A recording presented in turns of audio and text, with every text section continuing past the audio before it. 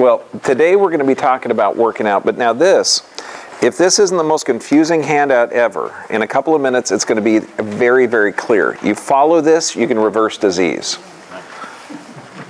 Cool, huh? I know.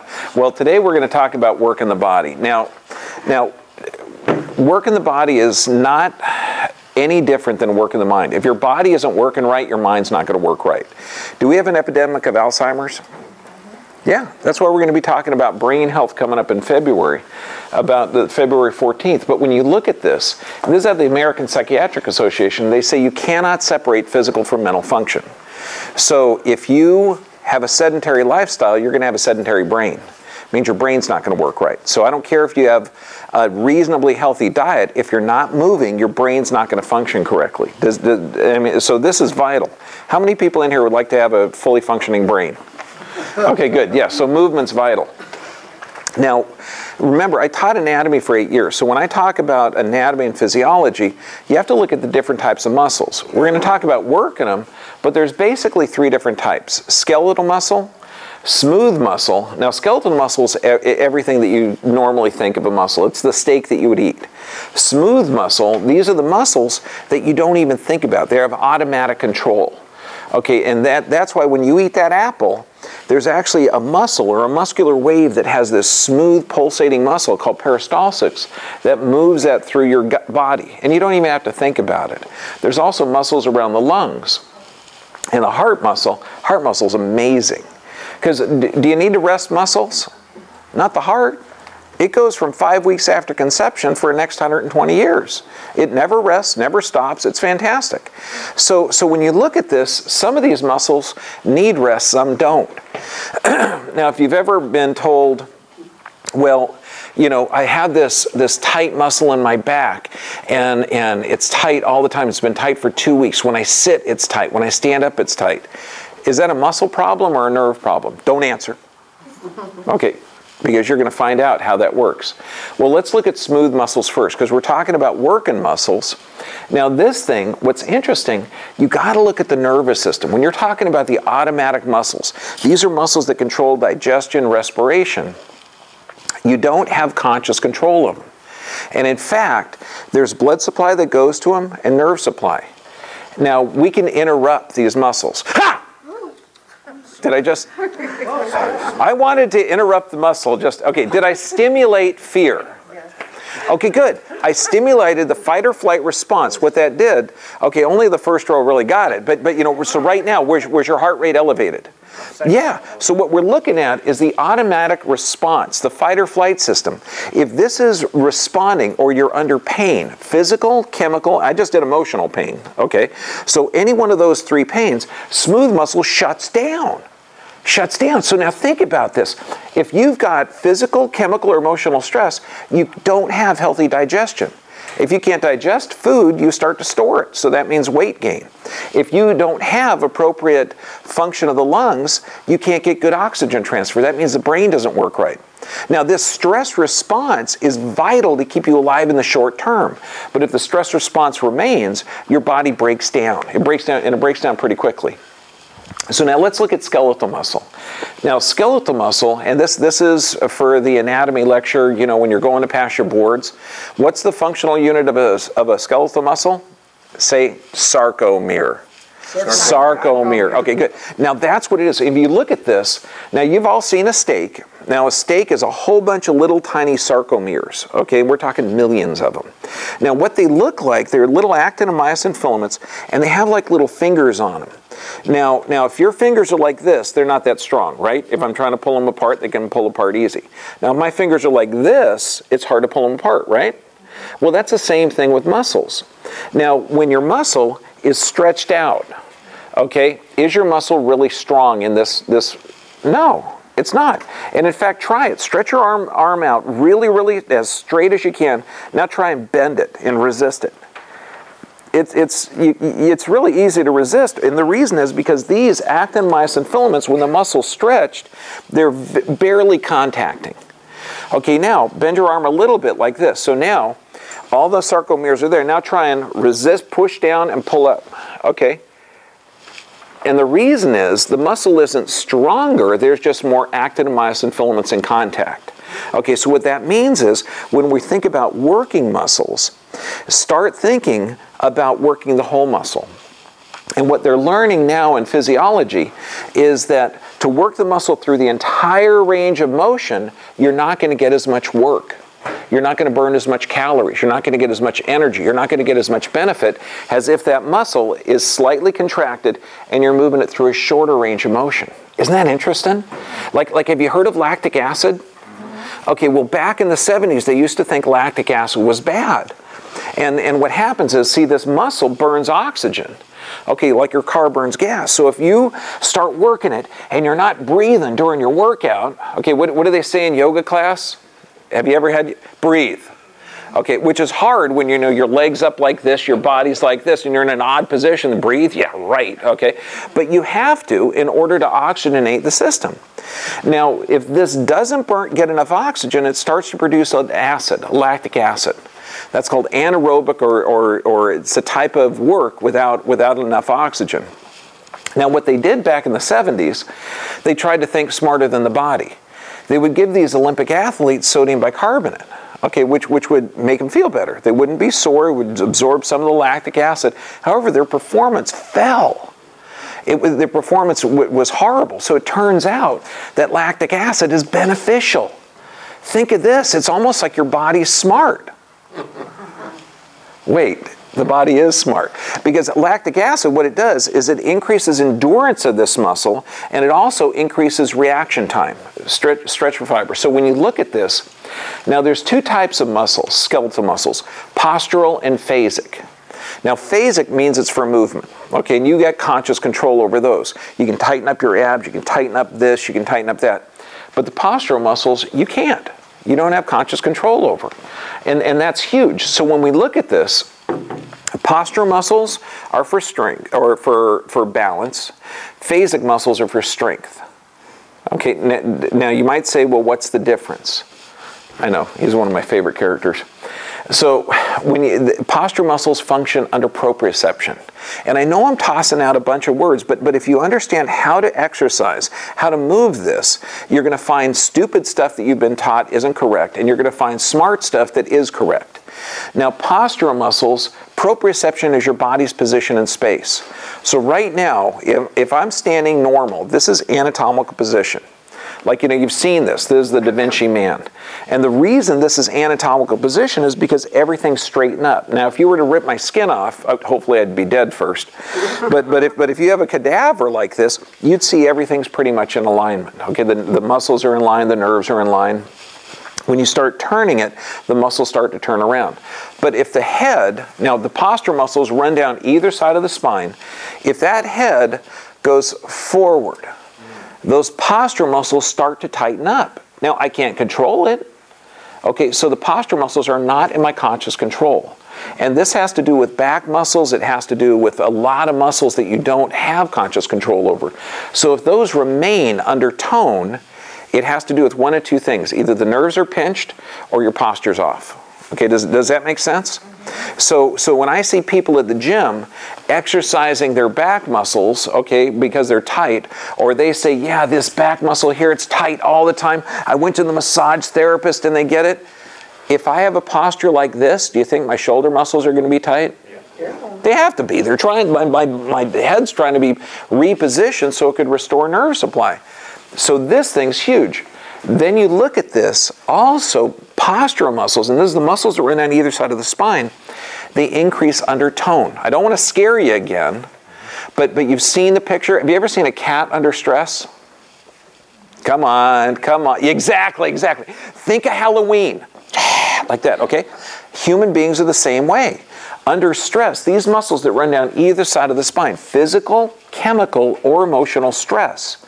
So does this mean if this person has the Diet Coke with the cheeseburger at McDonald's and the French fries, they're getting trans fats, they're getting absolute toxins, they're getting pesticides, they're getting estrogens, they're getting aspartame, okay, they're getting a lot of chemicals. So physical, chemical, or emotional stress, will that spasm out those postural muscles? Yes or yes? Yes. Isn't that interesting? So now you start looking at this and you think, wow, sedentary lifestyle and poison, that means it's not going to work right. So when you look at this, this is a normal posture. If this is the person that you see in the mall, do they have a postural muscle problem? Yeah, they're firing off all the time. Now this is huge because look at the head. The head is normal here, and if you have a normal head position, you're going to be able to move your arms well. If you have an abnormal head position, all the nerve supply and blood supply is choked off. So depending on your body posture, and you can only tell this from, static, you can just take a look in the mirror at it, or you take an x-ray. If this person starts to do arm exercises that are inappropriate, she's going to blow her rotator cuffs, her shoulder muscle. She's going to blow a lot of different things. So you got to start looking at this at the posture, and then you have to gauge what exercises you're going to give them. Does that make sense? Okay, so the thing that drives me crazy, and I get comments like this on the YouTube, because you got to figure, we got over 300 YouTube videos, and I get comments from Tokyo, I get comments from Switzerland, from Korea, everywhere around the world. And I had this one guy said, oh, it's not the structure, it's the muscles that move the bone. Right. Go back to school, learn a little anatomy. Let's up the game here. Do postural muscles have conscious control? No. Do postural muscles have conscious control? No. Good, thanks. Good. My work is done here. No, well, what happens is you got to understand, muscles, you can say they move the bone, but that'd be incorrect. My brain controls the nerves that control the muscles. Have you ever seen a steak jump off a plate? No. So when you're starting to work out, you first have to think of the nervous system supply and why that muscle's tight or why it's not tight. Okay, so the muscle does not move the bone. The nervous system moves it, particularly when it comes to proprioception. And this is huge. Now we're going to talk about force. Okay, force is mass and acceleration. I'm sorry, this is physics. This is one of my favorite subjects. Okay, when you look at this, now we got a couple of things. Now you've all been to the gym. Is anyone scared of the gym, or is it just me? Okay, you see these guys in this like Band-Aid thing that they call an underwear, strap, and they walk in there, got this little thin strip here, you want to go up and say, look, dude, you're done. Your biceps, you don't want them bigger. But what they do is they sit in there and they start doing this workout, 10 reps, and what are you supposed to do? 3 sets of 10 or 15 and this. Okay, well, does that work, or is there something better? When you look at it, what they're doing, they're exuding a force. Okay, they're doing fast exercises with a weight. What I'm going to show you is the latest science is radically different. You can generate the same force by using a heavier weight over slower speed. And this is huge. This is radically different. This means that you can fatigue out the muscles, you can get more work, burn more calories, increase more tone faster. I just like faster, better, easier. Okay, does that make more sense? It makes more sense to me too. Now, there's 2 types of things, and I know I'm giving a lot of terms, but if you understand this, you're going to be educated. You get educated, you're going to be healthier. Now, a muscle, when it gets smaller, and the more those sarcomeres get in place, that's called concentric contraction. It's getting smaller. When a muscle goes away from you, that's called an eccentric contraction, where it's getting longer. Now, what they're finding out, and this is radically different, and we're talking just in the last few years, muscle builds stronger and faster, and you burn more calories if you have that underweight when it's going away from you. Wow, isn't that cool? So what we're doing now, and we're hooked up with a couple of trainers that are doing this, using very high weight, very, very slow speed, okay, and not sets. You do 1 set. 1 set means you're doing it. Now, I recommend 10 to 15 seconds concentric and 10 to 15 seconds eccentric, if you can do it. And if you can do this for about 1.5 minutes to 2 minutes, I've got to tell you right now, remember, do the muscles burn oxygen? Yeah? You're going to be breathing like it's Lamaze class. Okay, so imagine this. You have as weight as much as you can pick up safely. You never lock out the joint.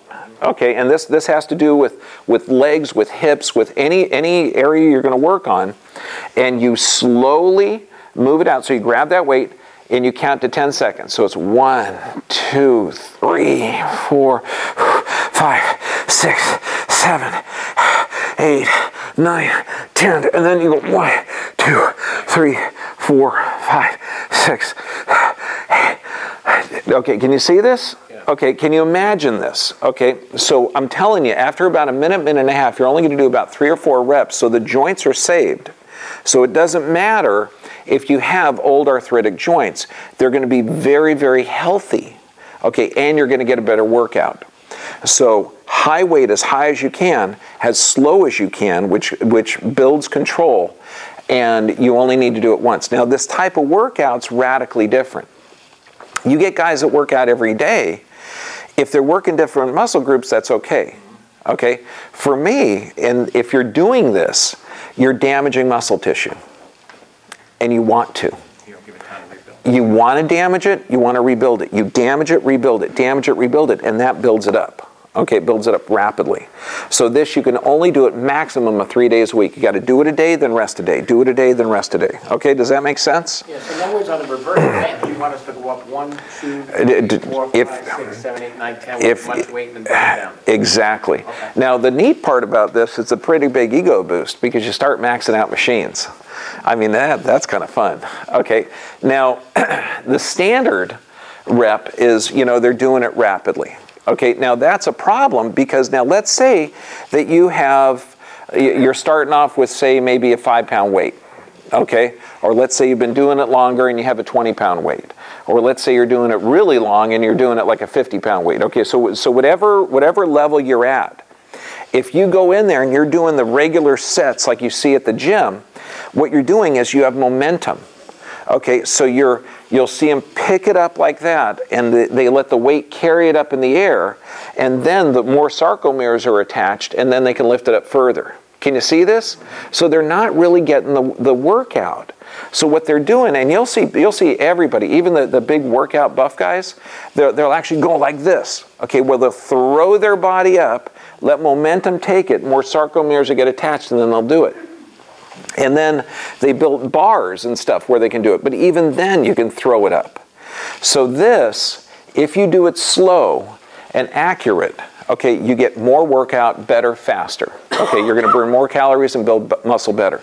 Now, what's neat about these two gals, they're actually doing it on top of an unstable surface. Every exercise, if you can, if it's done on an unstable surface, you're going to work everything else. Okay, this again, it works proprioception. Because if you're not stable, you're always going to be adjusting your butt, you're going to be adjusting your spine, you're going to be adjusting your glutes, you're going to be adjusting everything. So she may be working here, the pecs or this chest muscle group, but also she's going to be working her core. I mean, I like spending like days at the gym. Okay. Okay, I go to the gym 3 days a week. Okay, my workout lasts 2 hours. Okay, but that's also, you know, like 15 minutes in the sauna, it's about 15 minutes swimming, it's about a half hour working out, and the rest of this time I'm primping myself. So you know, you look at this, and you can do the entire workout, an entire body workout in about a half hour. And it's effective. Okay, does that make sense? But also, when you're looking at this, what are their head positions? Now just take a look. Is their head down or is their head up? Because that's huge. Because when you look at this, we also have to look at resistance training. Now, this is some of the best and some of the most dangerous ones that you can do. Now, resistance training just means you're going up against a little weight. Now, can everybody in here walk, say, maybe 10 minutes? Yes. If you can't walk 10 minutes, let's say you've got some type of surgery or hip problems, can you move your arms for 10 minutes? Yeah, you can do it. Yeah, I've got to tell you, I've got quadriplegics. I've got them working out. Okay, so you can always find something that you can do. Okay, don't look at the stuff you can't do. Look at the stuff you can do. In a 10-minute walk, you take roughly, and this is an average pace, you take about 1,000 paces. In 10 minutes, you take 1,000 paces. Now, what if you had a 1-pound weight in each hand? Anybody good at math? 2,000 pounds in 10 minutes. Okay, now you'll see people walking and they'll walk incorrectly with weights. What they'll do is they'll walk just like this. Okay, now am I initiating this muscle group? No, it's just like this. Okay, so what you want to do if you're walking with weights and walk 10 minutes, you want to rotate your palm forward and you want to go back completely so it looks kind of like a German soldier walking, but you're going to be walking like this. So you get the whole triceps going back, you get the posterior deltoid going back, you get the rhomboids firing off, you come this way, you get the pec coming off, you get the biceps coming up, then you're working all of the agonist-antagonist muscles, which is muscles on the front, muscles on the back. So you start walking like this for 10 minutes with 1 pound weight. That's just a can of green beans. Hopefully they're organic. You know, so you get that. That's 2,000 pounds that you're lifting in 10 minutes. Does that make sense? So any type of resistance is going to be ideal, whether it's bands, whether it's leg weights, whatever. Now, there is some dangerous stuff to this. Now, you might say, well, I don't have any money for it. Okay, I love this. Tea kettles. Okay, she went out. Tea kettles are about $5. You probably already have one. Okay, go to the, Goodwill and you can pick up a couple of them. Fill them up with water, and you can do any type of workout, curl, anything with them. But also, when you look at this, what's her head position?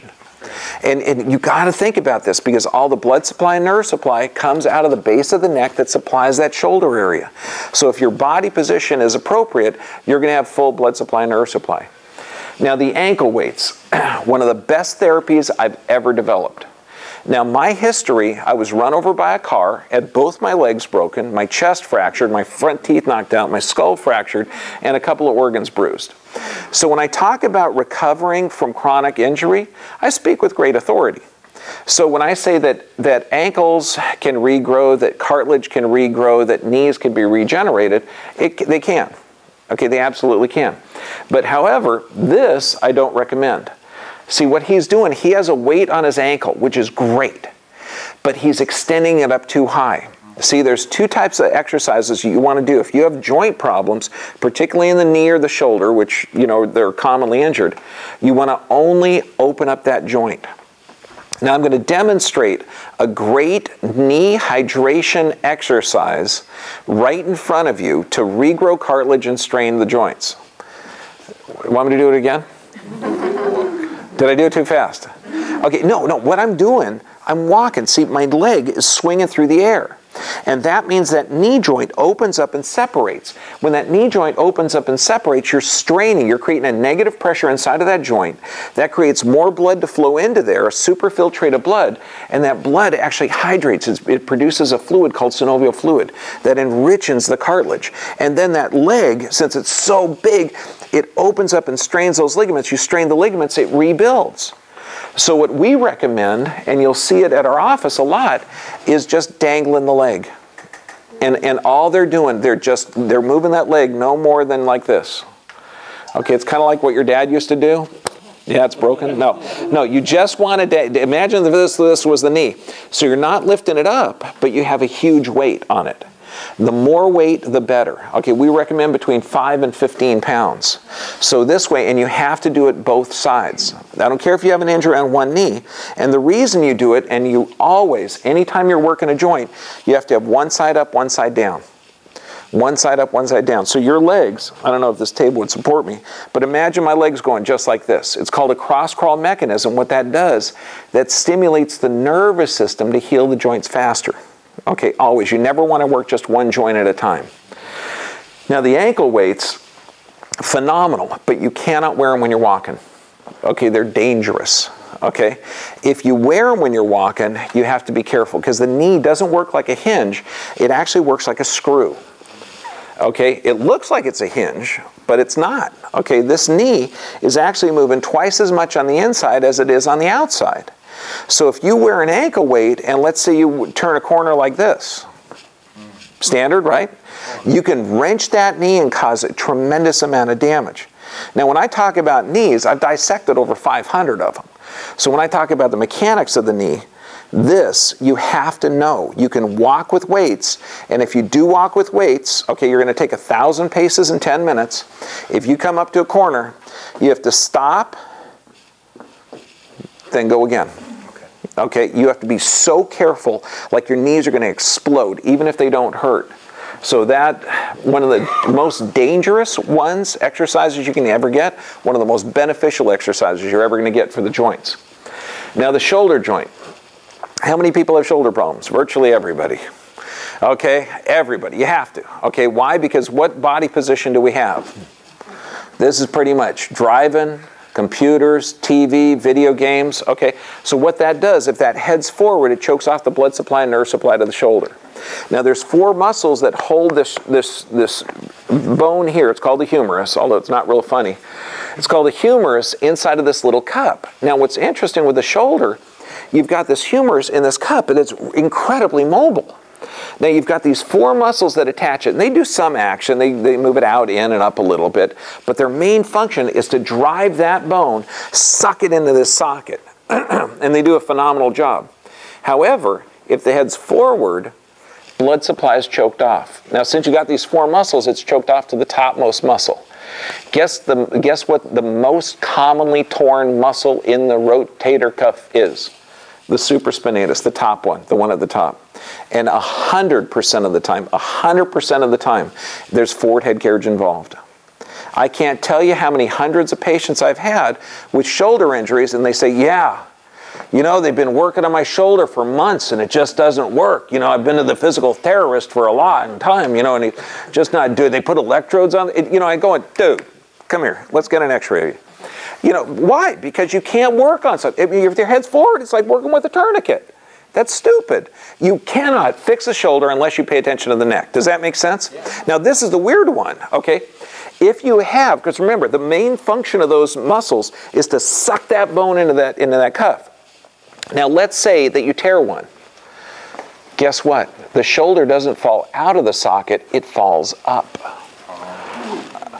I know, but you got to know why. Because you got this massive deltoid, this giant muscle that's over here that's always exerting that pressure going up.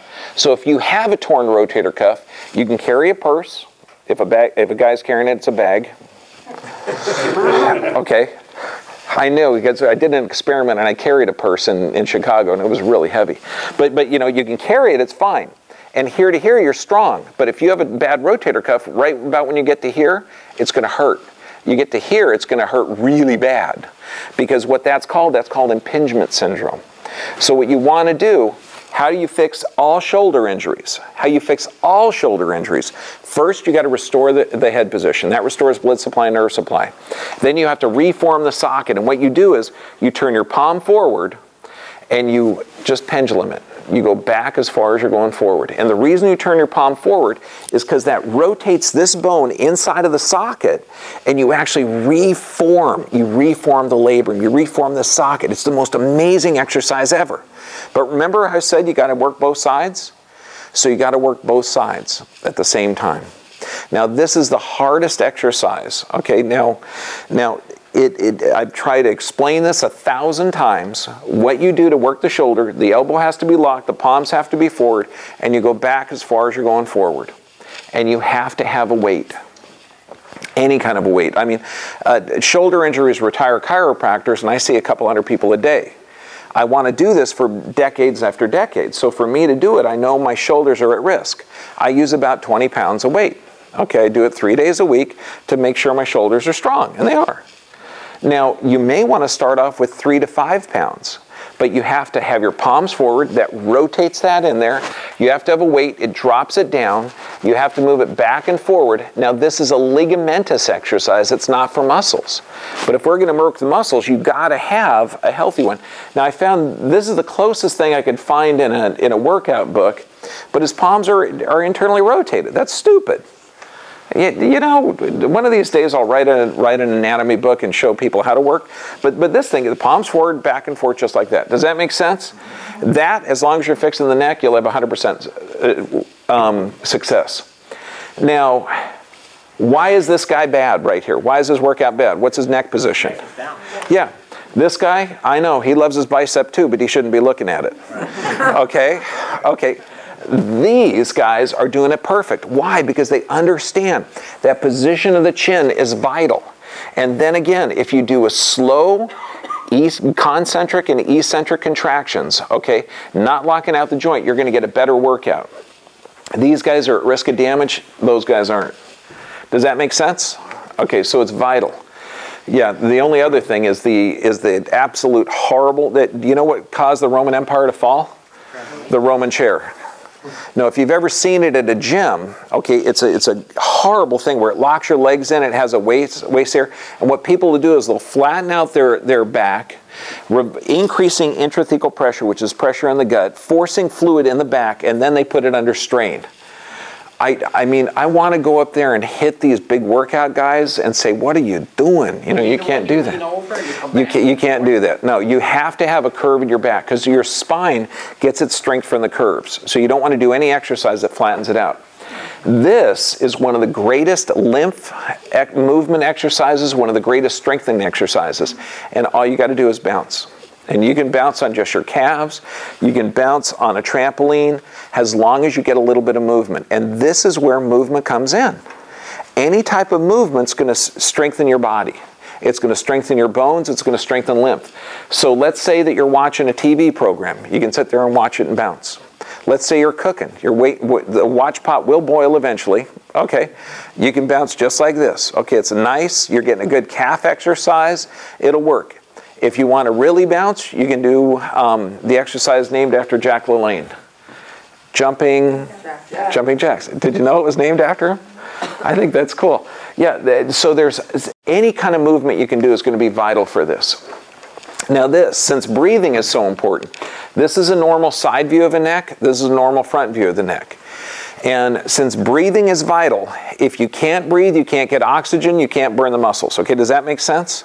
So I'm going to teach you anatomy. C3, C4, C5 keeps you alive. Say this with me. C3, C4, C5 keeps you alive. Good. You now can pass a board question. What does that mean? That means the nerve to the diaphragm, the breathing muscle. This diaphragm moves. It's innervated by the base of the neck. So any nerve pressure on that means the diaphragm isn't going to work right. So if you have something like this, where we have a reverse curve degeneration, do you think that person has breathing problems? Yes or yes? Yes. Do you think they have forward head carriage? Yes or yes? Yes. So guess what they came in with? Shoulder rotator cuff problems along with a host of other things. If you can't breathe right, you're full of acid because every time you breathe, you're losing carbon dioxide, which is good for you. You move towards alkaline. Now this, yes, you can see the discs are regrowing. Isn't that cool? That's called reversal of arthritis. But if you understand, the body is designed to regenerate. Have you ever been told that arthritis happens when you're older? Yes. Okay, that's a lie. Okay, this one's arthritic, this one's not. Are they the same age? I always thought so.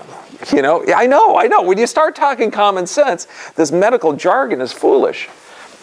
When you look at this, now this is a cadaver sample, but when you say that the head's forward, if that person has forward head carriage, those joints are literally rotting out. They're rotting out.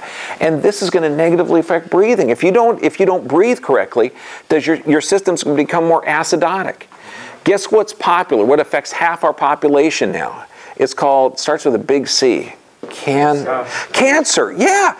Almost half our population has it. Why? Because their system's going towards alkaline. And then this. God bless Homer, but you know, there is a couch magnet. I mean, Bill Maher said it the best. I mean, if you look at the cure for depression, it's exercise. You look at good brain function, it's exercise. And he said, ask your doctor if getting your butt off the couch is right for you. He actually didn't say butt, but you know, this is G-rated. So there's a magnet in the couch. You cannot sit and expect to get healthy. If all you can do is sit, you can sit up straight, you can reposition the neck, and you can start working your arms. Okay, does that make sense? Sitting for a half hour a day is great. Sitting for an hour a day is not as good as a half hour a day. Sitting for more than that is dangerous. Okay, so you have to move it.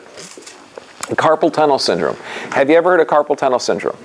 Comes from the neck. It's a double crush injury. Headaches come from the neck. It's a double crush injury. Pinches here and then causes head problems. Sinus problems. Asthma, breathing problems. We already discussed how the base of the neck is involved in breathing. So before you start a work out, should you get your neck checked? Yes. You have to. You have to. There's no other way. This is normal posture. You work with this. By gosh, you're starting to see people with humps back here. Do you know what that hump is back there? It's like a fulcrum and a lever. It's a kneecap for your neck. That means that these postural muscles are tight all the time. So when you start saying, oh, my shoulders are tight all the time, my neck, who would turn down a shoulder rub? By gosh, if this person had a shoulder massage and they relax those muscles, which way is the head going to fall? Straight. Further forward. It's foolishness to massage a muscle unless you know why it's firing off. It's foolishness. This gal here, I mean, that's her spine going up. She had chronic back problems. Chronic back problems. It eventually worked into depression and worked into fibromyalgia, which is incurable with drugs. But what's wild is her muscles are firing off all the time. They never rested. And you know, there she is 90 days later, cured of the disease. But again, headaches, migraines, all coming from the neck, rotator cuff problems. All of these, the muscles and joints are designed to heal. They cannot heal if you don't have appropriate nerve supply. Now, office work. If I said that my back hurt because I was golfing all day, you would say, poor baby, you were golfing all day, okay? Wouldn't you? There wouldn't be a lot of empathy here? And the reason it would hurt is because when you bend forward, turn, and hit, the pressure on this disc at the base of the spine increases 8 times normal. And if I'm not in appropriate shape, that swinging of the club will start to irritate that disc. Okay, does that make sense? Golfing, bend and turn and twist it. It makes sense. However, what you're doing right now and what she's doing increases the same pressure on this disc 5 times normal. Wow. Okay, so you guys right now are destroying those discs at the base, but you don't feel it. Should we stand up? Well, not yet, but, you know, almost. Okay. See, the problem is when you sit, you open up the nerve holes in the back. So it feels good, okay, but you're damaging the discs. That's why this is the only type of chair that we recommend. It's called a ball chair. You know, you've seen those beautiful ergonomic chairs at the at Staples. They're like $400 or $500. They don't work because when you're sitting there, they've got a lumbar support. When you first sit in the chair, it feels good. But what you need is you need this unstable surface, so you're always trying to adjust your body posture, and that adjustment of the body posture keeps fluid in that disc. It's the best chair around. You can get them for about $70, $80 at Target, and we get them online at Guillaume. I mean, it's a fantastic chair. You can even order these, if you work in a giant cubicle type thing, tell them, I'll send them the biomechanics on it. It's one of the best, cheapest chairs out there. This is our goal, okay? We're not supposed to age. Yes, sir? I actually have 2 desks, and one has a ball chair, and one I just have a giant exercise ball. I like the ball by itself much better. Yeah, yeah, and what's neat about that, the ball chairs are literally an exercise ball with wheels. And he just likes sitting on the ball. And what's neat with that, you're going to get a better workout. Right. Because it's a less stable surface. And the ball is stable in the chair. I got to tell you, if you can survive on that, that's better because your legs are going to be further out. It's going to stabilize the pelvis. It's going to be way better movement. The tough part is this is our potential. If you're 80 years old, your joints are only about a year old. If you're 20 years old, your joints are only about a year old. Your joints are designed to be healthy. This is a crime. I've seen old folks' homes. I mean, my mom spent the last year of her life in one. Well, maybe because she thought that breakfast was coffee and an apple fritter. Okay, God bless her, but it's not. Okay, breakfast needs to be something healthy. And we even have appropriate breakfasts on here. Because when you see on here, you're going to see the ultimate workout smoothie. And this is right in the middle, coconut smoothie, workout and breakfast. Why? What does it have in it? It has coconut for rich, healthy, saturated fats. Electrolyte replacement. This is what you need when you're working out. Then you put a little bit of raw cacao in there. That's chocolate, only without sweetener in it. Then you put a frozen banana, which is loaded with potassium, and it actually tastes good. And then you put, a little bit of spirulina in there, so it looks kind of green and cool, but that's an antioxidant. Okay, and then you blend the heck out of that. With a little bit of raw vegan protein powder. Come on. What could be better? Not only does it taste good, it's good for you. I want to show you what normal is, and I want to show you something from 50 years ago. As modern science, have we gotten healthier in the last 50 years or not? No, not. We haven't. With the population, cancers rates have increased, chronic disease has increased, degeneration has increased. Why? Because the advice they're given. I mean, you get somebody with a kidney disease, are they telling that patient to get soluble fiber and healthy nutrients and eliminate grains? No. They're telling that person to take a cholesterol drug, which is foolish. This right here, okay, I showed you what a normal neck is. Does this person have forward head carriage, yes or yes? Now, it's hard to see, but there's actually a little bit of degeneration here. Now, this is 1961. I was 1 year old when this picture was taken. No, it's not me. But this person here, they went in to a medical office, they got an x-ray, they found that there's no forward head carriage and there's advancing degeneration at the base of the neck. They had headache and arm pain. What do they prescribe back then 50 years ago? Pain relievers, okay, would you have muscle spasms? Muscle relaxants 50 years ago? Yeah, that, I know it's antiquated and stupid. So you're covering up her symptom and you're making her comfortable while she rots, okay? Now, here it is, 2 years later, she's got more advancing arthritis. We're seeing that progressive degenerative condition. Is this from old age? No, she's got perfect joints up here. It's not from old age. So she handled the symptoms. What are her rotator cuff problems? What's her shoulders like? Good or sick? Sick, okay? Now that was 50 years ago. There it is, 1965, progressive arthritic changes. Her body is rotting out. Even at this stage, those joints can be regrown. Even at this stage, her life can be restored. But no, they can't even get her on an exercise program because she doesn't have appropriate. 1968, this is 7 years after the first one, giant massive bone spurs forming. Now this is not degeneration, this is a protective mechanism by the body. And these fools are not understanding the brilliance of the human body. They just drug her to make her comfortable. Now that's care that's common today. It shouldn't be. 1972, now it's progressing up to the next level. And this is a progressive degenerative condition that's absolutely reversible if it's treated correctly. 1974, now giant bone spurs just rotting out.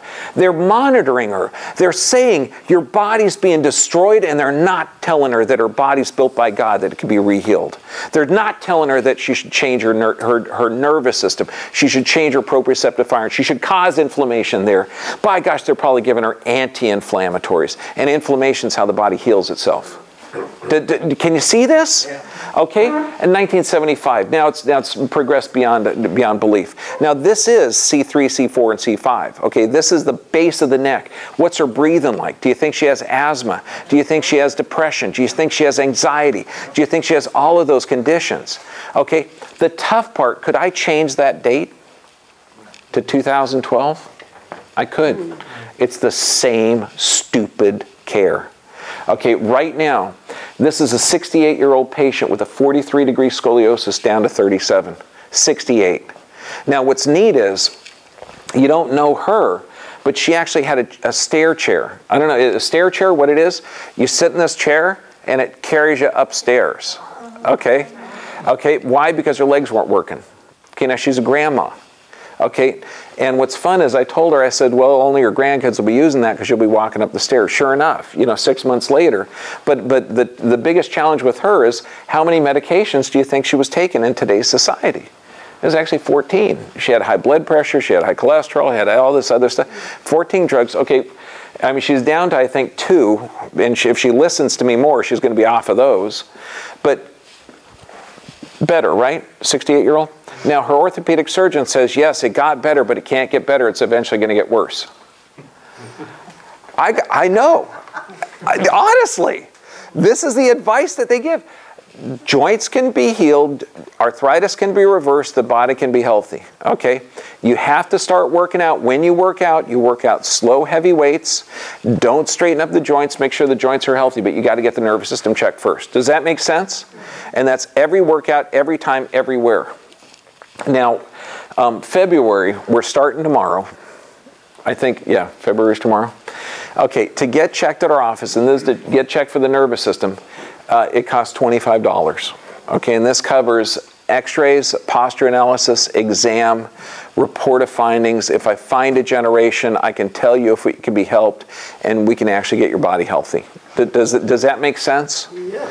Because that's, and all of these are recorded. Okay, so hopefully we have some physical terrorists that are going to be looking at it, some medical terrorists that are going to be looking at it, and people are going to stop drugging people and actually learning health. Does that make more sense? And that's what's on this. You're going to see juicing recipes. You're going to see warm-up stretches. Ligaments, as you age, do not get more brittle. Bones don't get more brittle. The ligaments of an older person are just as healthy as a younger person. Okay, and that we talked about that last week when we covered bone health. All of these, what you should stretch, why you should stretch, it's just fantastic. If I'm talking to patients, you'll see me moving. You'll see me bending, twisting. And they'll say, do you hurt? No, I feel really good. You know, and I'm moving because, you know, I want to hydrate the joints. And then you have examples of stretches that you can do here, and you'll see these are stretches you can do while your computer's downloading, while you're cooking, while you're watching TV, everything. But when you look at this, there are no symptoms at optimum health. There are no symptoms at death. Okay? So we're not talking symptoms, but anytime you can take a step in one direction or the other. You choose to go by Mother's Market and get a juice, you're taking to soluble fibers, cleaning the arteries, getting your body healthy. You choose the Diet Coke from McDonald's, you're getting aspartame, you're destroying the joints, you're making your body acidic. You choose the orange that I had right before I got here, which was actually pretty darn good. Okay, you're getting soluble fibers, folic acid. Okay, you chose the dark chocolate almond that I also had before I got here.